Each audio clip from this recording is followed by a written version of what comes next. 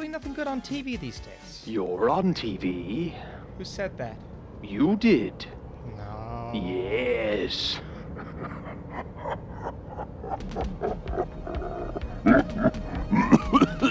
I'm okay. What is up, WandaVision fans? Welcome back to my channel. She's expanding the bubble. Things are getting intense right now. We just watched episode 6. My reaction will be coming out a bit later, but right now, I want to talk about the madness, the craziness, what's going on with Evan Peters. It felt like I was watching a classic, nostalgic Disney show for the first 20 minutes, and I'm not complaining. I am just loving this show right now. I need you in the comments down below. How did you feel about this episode? What are some crazy theories and speculations that you have?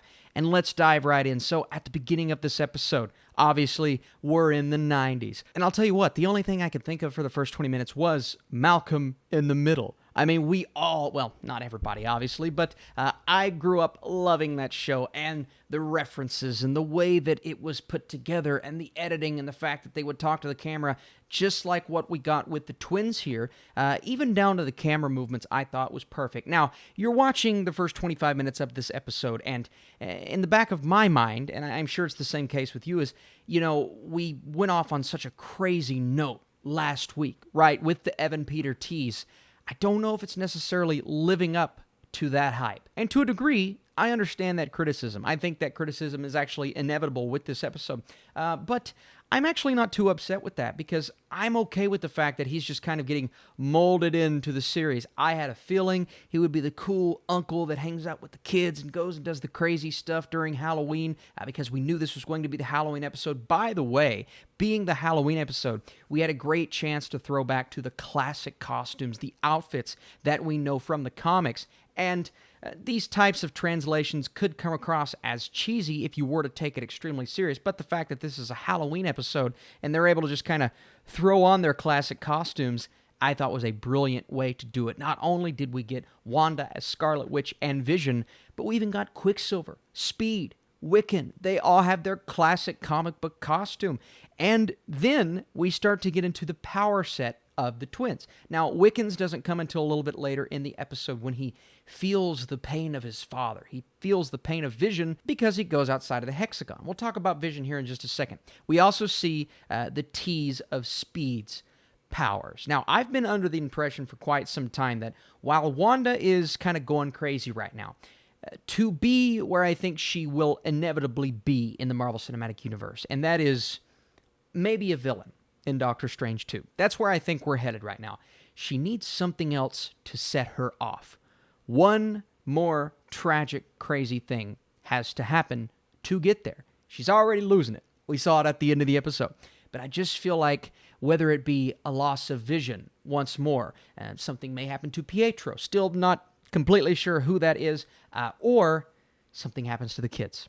Now, as much as I would love to see these kids develop into heroes like we see in the comic books and, you know, utilize their power sets and maybe do a Young Avengers, and that's still very possible, I think this spells trouble for the kids. What we got in this episode, I really do. So, I do love seeing their powers being fleshed out, though. Obviously, we knew that Speed and Wiccan would come eventually. It's cool to kind of see that starting to take shape in this episode. But let's go to Vision and the fact that he escapes outside the hexagon at the end of the episode. I thought it was an absolutely intense and almost heartbreaking scene because he had just had the conversation with Agnes. And Agnes being a character that I had a feeling may actually be part of the problem here. And who knows, she may be actually lying to Vision. That's very possible.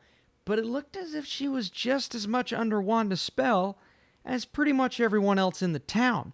And going to the outskirts of the town, the places that are further away from Wanda and Vision, the characters, the people in the town, they don't really know what they're doing. They're just kind of standing, lifeless, not being controlled by Wanda. You saw the woman with the clothesline. I had a neighbor that did that once. Not really. I made that up. But it's getting really freaky around the town. And Vision, he has been slowly starting to realize all of these things all through the past 2 to 3 episodes, and now he's had enough.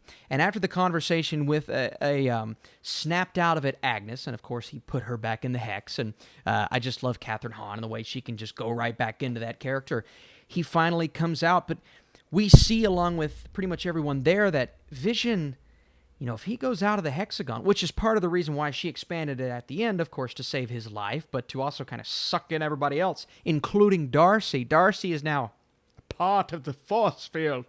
We see that Vision is not going to make it, at least in his current form, will not make it outside of this hexagon, will not make it outside of Wanda's control. And that's a scary thing. Another scary thing that we saw was Pietro in his full form with the bullet holes, and he looked a little dead. But again, this is Evan Peters.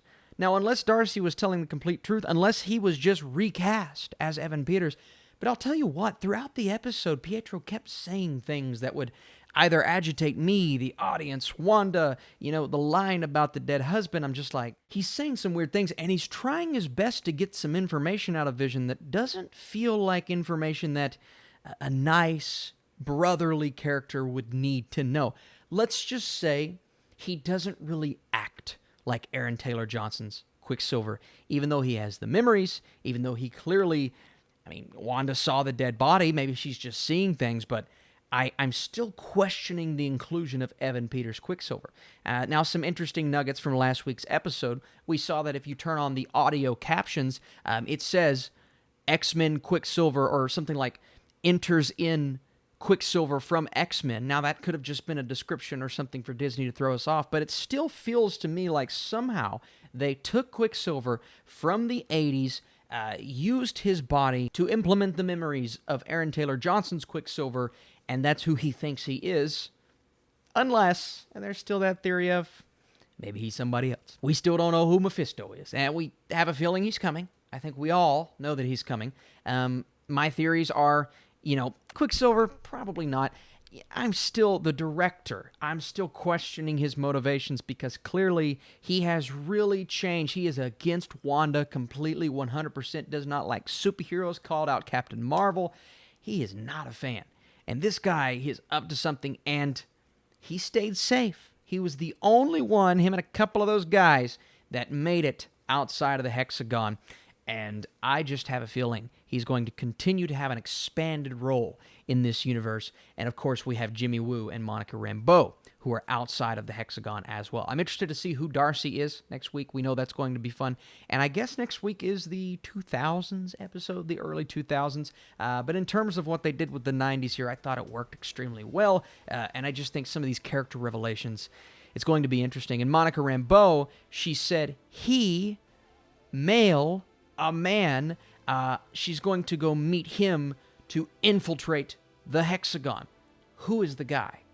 Who is she meeting? We thought maybe last week, Reed Richards, he's the engineer, and then we saw someone make out the captions to be, okay, that's a female she's talking about, but now she's back on the male train, and this may not be the engineer that she was talking about, but somebody important is about to show up. I thought maybe he'd show up in this episode. That's not the case, clearly, but we got some really great nuggets and Easter eggs. So, Speed, Wiccan, Pietro, Vision, going outside of the hexagon, Darcy getting sucked in. She's gone. Dunzo. Now, she's still alive. She's fine.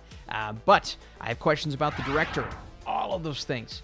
I need your comments down below. And if you guys like this video, be sure to drop a thumbs up button down below. I love doing these every single week. I just filmed my reaction video. That video will be up on the channel a little bit later today. What a fun series. Not as crazy as last week's episode. I didn't really expect it to be, but we're lining things up to get crazy. That's for sure. All right, guys, you're truly the best. Thank you so much for watching. And episode 7 next Friday. I can't wait.